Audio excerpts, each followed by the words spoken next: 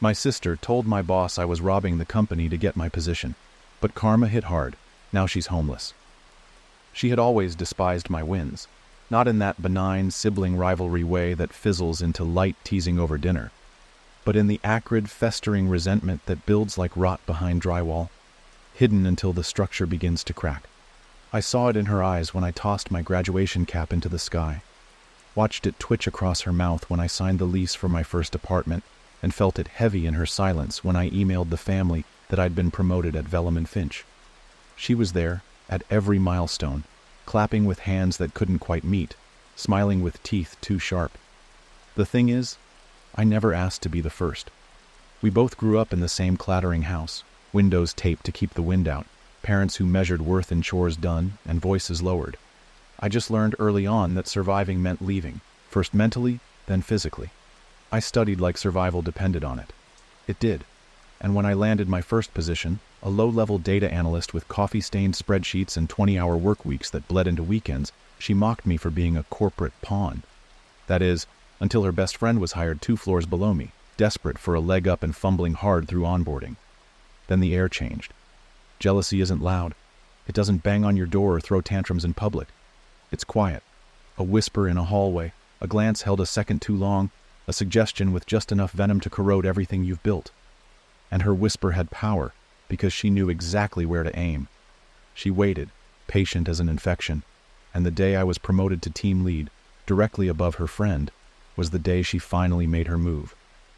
It began with a vague email, just a single line to my supervisor. You should take a look at the financial logs. Something's not adding up. Just a hunch. Signed with her name, but using her boyfriend's company email. Subtle. Detached. Clever enough to look concerned rather than malicious. And just like that, the beast was unleashed. HR summoned me with tight smiles and printouts stacked high like court evidence. Audit teams scoured everything I'd touched for months. Billing requests, reimbursement receipts, project hours. They came with their questions like needles, thin, cold, precise. Why were these vendor fees filed under your department code? Who approved this project's secondary expenditure? Can you explain this transfer from the discretionary fund? Each one implied guilt. Each one stung deeper than the last, and I answered all of them with a fire I didn't know I still had. Because I had known someone would come for me eventually, so I kept everything. I had a color-coded digital archive of every request, every approval, every interaction. My inbox was cleaner than a crime scene. When they pressed harder, I didn't flinch. I didn't cry. I didn't beg. Instead, I called a lawyer. The receipts she thought were buried in our shared financial accounts. The ones she used to quietly fund her illusion of a lavish life. Brunches she posed at but didn't pay for. Designer clothes she rented and never returned. Flights she only boarded for the photos. Tagging fake destinations to fool her curated audience. They all pointed back to me. Or so she thought. But I had already separated my assets the moment I left that suffocating family house, and I'd kept a digital trail of her movements, watching them like shadows behind glass. She never knew. She never even bothered to hide it. Her confidence made her stupid. The auditors, once frothing with suspicion, turned their sights with surgical grace. One even apologized, face flushed, stumbling over the phrase, misdirected concerns. HR sent a follow-up email that might as well have been an engraved apology. My boss? He called me personally, not just to apologize, but to thank me, because it turns out, while she was digging my grave, she uncovered her own. My diligence had flagged inconsistencies in other areas too. Entire systems were reevaluated based on my case. The company saved tens of thousands. She, on the other hand, lost everything in less than 48 hours. Her job was the first to go, terminated with zero ceremony, security walking her out as she tried to protest that it was all a misunderstanding. Her apartment lease was canceled 2 weeks later when her bank accounts froze under fraud investigation. The fake life she built online crumbled fast. Influencers she once bragged about, collaborating with, quietly unfollowed. Her boyfriend, once so charmed by her stories of corporate dominance, dumped her in a text that ended with, "You should have just told me who you really were."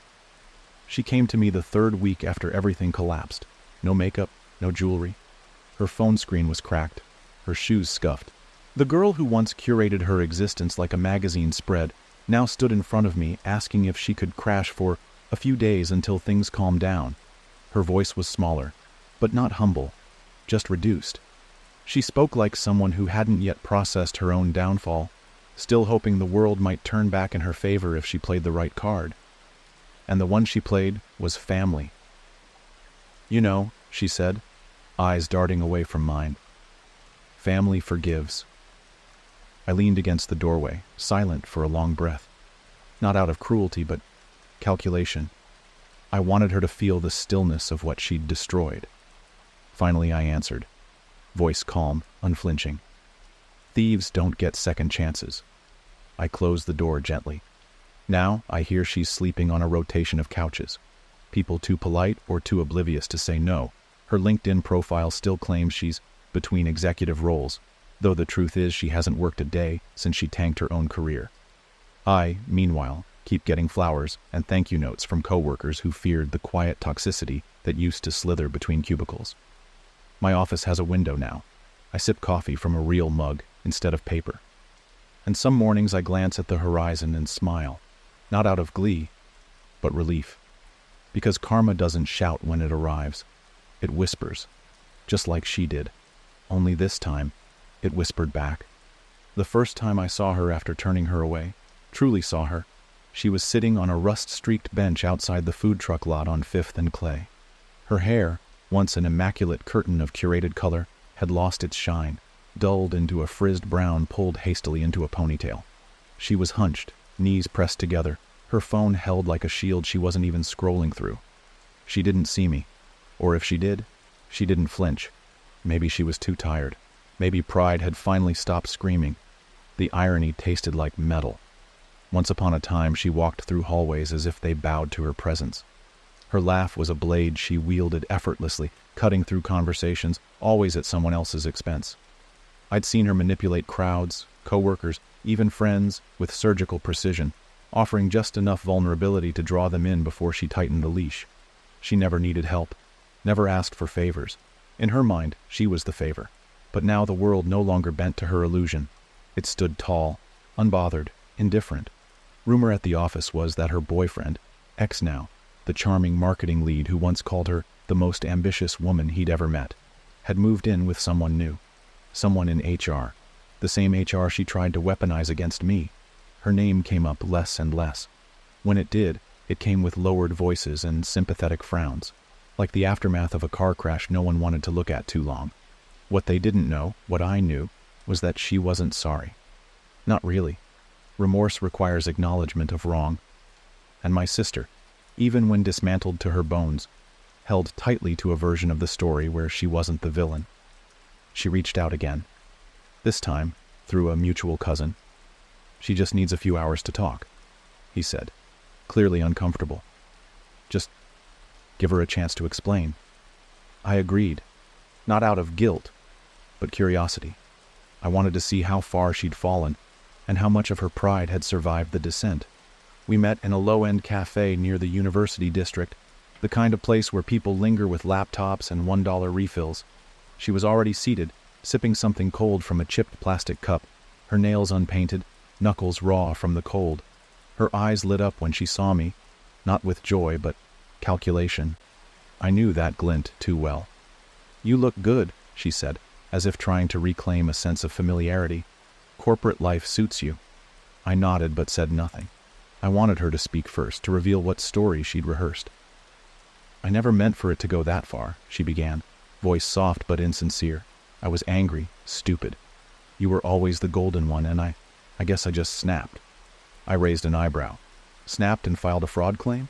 Her lips thinned. "I didn't file anything. I just suggested your boss look at the books. That's not a crime. That's concern." The audacity nearly made me laugh. Even now, she was trying to twist it, rebranding sabotage as civic duty. She couldn't help it. The truth was too ugly for her to wear. "You knew what you were doing," I said, keeping my voice even. "You knew what they'd find. You planted a doubt, then used my name to cover your tracks." "I didn't use your name," she snapped. "We shared accounts. You let me access them when we were still talking. Don't pretend you didn't know." I leaned forward slightly. "I did know. That's why I set the trap. You fell right into it." She froze. It dawned on her slowly, like a sunrise dragging itself over a ruined skyline. I had baited the accounts months before, marking false flags and duplicate transactions to see if she'd bite. And she did. Eagerly, sloppily, with the same entitled flair she applied to every shortcut she ever took. Her face hardened. "You planned this." "I protected myself," I said, "because I knew you'd come for me. You always do. You can't stand to see me win." Silence draped itself over the table. For a moment she looked almost human, small, worn, exhausted from carrying the weight of her own consequences. But then, predictably, her expression shifted. She straightened her shoulders, pushed the plastic cup aside, and met my gaze with that familiar, cold gleam. "Fine, you win," she said, voice clipped. "Congratulations. You're the successful one, the moral one, the family saint." "I never said I was a saint," I replied, "just not a thief." She scoffed. "You think I'm the only one who ever did something ugly to survive? You think I haven't seen what you've buried to keep your halo polished?" Ah, there it was. The deflection, the desperate clawing for moral equivalency, the refusal to sit alone in the guilt she'd earned. She wanted me dirty too. She needed it. But I wasn't there to be baited. "You're homeless," I said flatly. "And not because the world is cruel, but because you tried to destroy someone who only ever wanted to escape the same fire you stayed in." Her lips trembled. Rage or humiliation, I couldn't tell. Probably both. "I don't need your help," she said at last, standing up fast enough to rattle the table. "I don't need anything from you." "I know," I answered. "That's why you have nothing." She left without another word, her shoulders squared but her spine bent, like a house standing proud on shattered beams. I watched her disappear into the gray bustle of the city, her coat flapping like a torn flag, her shadow smaller than I remembered. I thought that would be the end of it. But the thing about people like her is they never leave quietly. They slink through cracks, find new ways to poison wells, new masks to wear. I saw the first signs a week later, burner profiles commenting on my posts, vague accusations whispered by ex-co-workers she hadn't blocked yet. A new story was forming, twisted and inverted. She wasn't done, and neither was I. I should have known she wouldn't fade quietly into the background. Shame was never an emotion she tolerated for long. It morphed too easily into defiance. Within 2 weeks of our last encounter at that dingy cafe, the online ripples began. It started with subtle jabs, cryptic tweets from long-dormant accounts, indirect Instagram captions that dripped with bitterness. Some people only shine by dimming others. Corporate puppets always think they're gods. Truth always finds its voice. No names, no direct accusations. But the subtext was transparent to anyone who'd been watching our family's long and fractured saga unfold. I ignored the first wave. Silence, in my world, was more powerful than retaliation. But silence is a void, and she knew how to fill voids with chaos. Soon came the whispers at work. Not from management, but from the edges. The interns, the vendors, the insecure ladder climbers who lived on gossip and speculation. A rumor had taken root, poisonous and persistent, that I'd buried something during the audit, that I'd offered a deal to the company in exchange for sweeping my own indiscretions under the rug. It was all fiction, of course. But rumors, like rot, don't need truth to spread. They just need oxygen.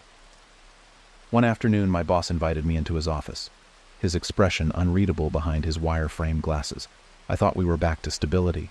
I was wrong. "Have you seen this?" he asked, turning his monitor toward me. It was a blog post, anonymous, of course, hosted on a shadowy whistleblower site with no clear ownership, no editorial standards, and no accountability. The title was dramatic enough to belong in a tabloid. Corruption in Corporate Places, the truth about Vellum and Finch's Golden Girl. It described a fabricated narrative of embezzlement, cover-ups, toxic leadership, and intimidation, complete with doctored emails and cherry-picked screenshots from years ago. It painted me as a ruthless manipulator who framed a poor, innocent relative to preserve my reputation. I didn't need 3 guesses to know who wrote it. My boss, to his credit, didn't believe a word. But the board, the investors, clients, they didn't have time for nuance. It didn't matter that I'd already been cleared twice. The damage was in the perception, not the evidence. A second investigation was launched, not criminal, but internal. Another parade of HR forms, interviews, Sleepless nights spent combing through timelines I'd already survived once. I was furious, exhausted, but not surprised. She had always been dangerous, not because she was clever, but because she was relentless. That's when I decided to finish it. I hired a private investigator, not the cliché kind in trench coats with cameras.